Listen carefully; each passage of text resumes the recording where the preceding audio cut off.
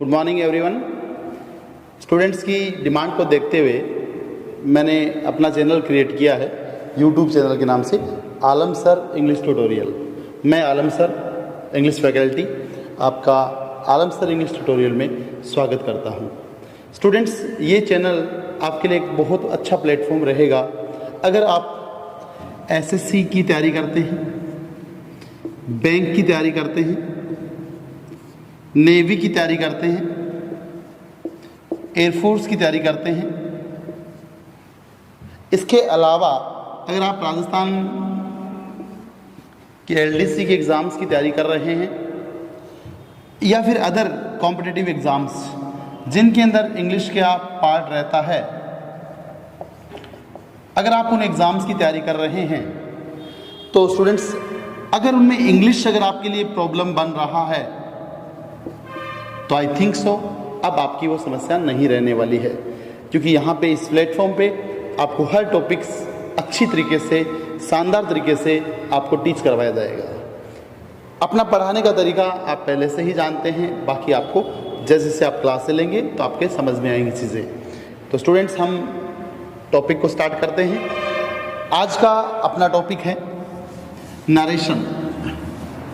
काफ़ी सारे एग्जाम्स के अंदर वो टॉपिक रहता है, तो यहाँ पे चैनल को लाइक और सब्सक्राइब करना बिल्कुल ना भूलें, ताकि बहुत सारे लोगों तक ये मैसेज जा सके कि हम ऑनलाइन प्लेटफॉर्म पे आ चुके हैं और आने वाले दिनों में आपको, आपके साथ में आपके बहुत सारे स्टूडेंट्स को इसका बेनिफिट मिल सके।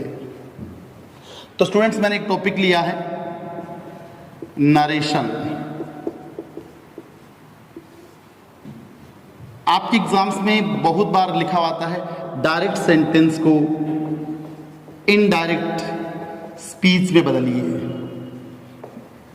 Many of the exams you see that you have to convert the sentence direct speech into indirect speech.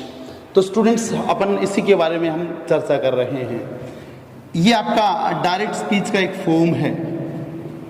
यहाँ पे मैंने लिखा ये डायरेक्ट स्पीच आपका इस प्रकार से आपको दिखेगा। सेंटेंस ये लिखा है, इसके अंदर ये आपकी कोमा है, ये इन्वर्टेड कोमा के अंदर बंद भाग है कुछ।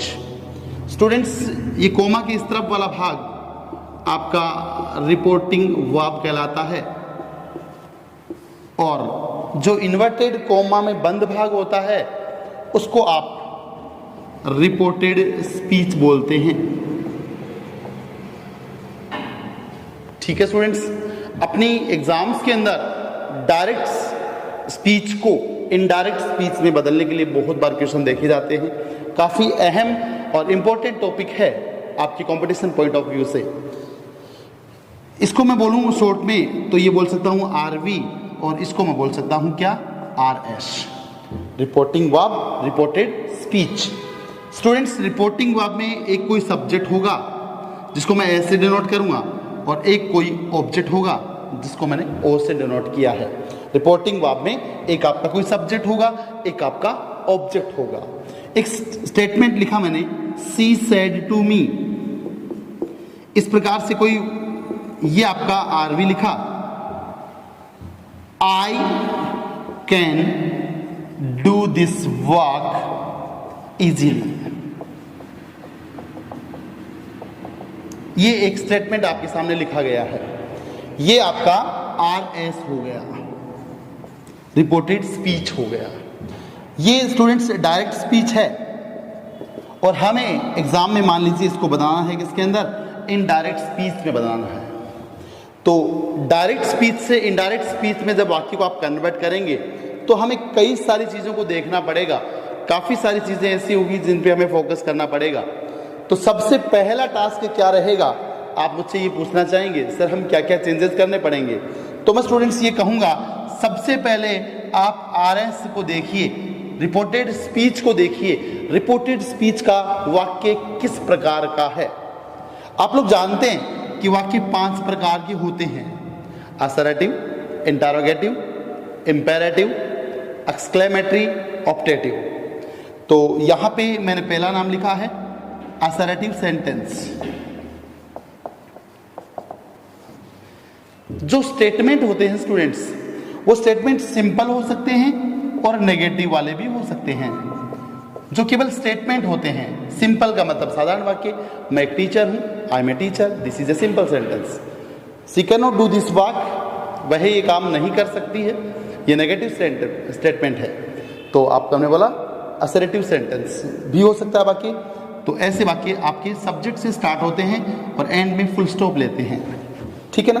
तो ये सबसे पहला आपको देखना है। इसके बाद में आगे की क्लासेस में बताऊंगा कि वाक्य और भी प्रकार के होते हैं। इंटरोगेटिव होता है, इंपेरेटिव होता है, एक्सक्लेमेटरी होता है, ऑप्टेटिव होता है, जिनके ऊपर हम बाद में चर्चा करेंगे। तो अभी मैंने कहा ये वाक्य यहाँ पे सब्जेक्ट से स्टार्ट हुआ है और लास्ट में फुल स्टॉप यहाँ पे लिखा हुआ है। इसका मतलब ये असर्टिव सेंटेंस हुआ, स्टेटमेंट हुआ एक प्रकार से। अब इसको फिर चेंज करेंगे तो हमें किन किन चीज़ों की ज़रूरत पड़ेगी। तो सबसे पहला टास्क तो ये है कि आपको स्टेटमेंट को देखना है, आरएस वाले को, कि किस प्रकार का ये वाक्य है।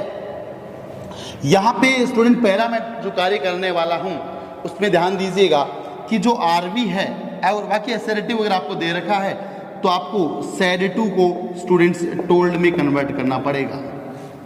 ध्यान दीजिएगा, यहाँ पे ये जो सैड टू आया है और स्टेटमेंट असर्टिव है, सेंटेंस जो मैं बोल रहा हूँ असर्टिव है, तो आपको सैड टू को टोल्ड में कन्वर्ट करना पड़ेगा। ये आपको पहला चेंज आरवी में करना है।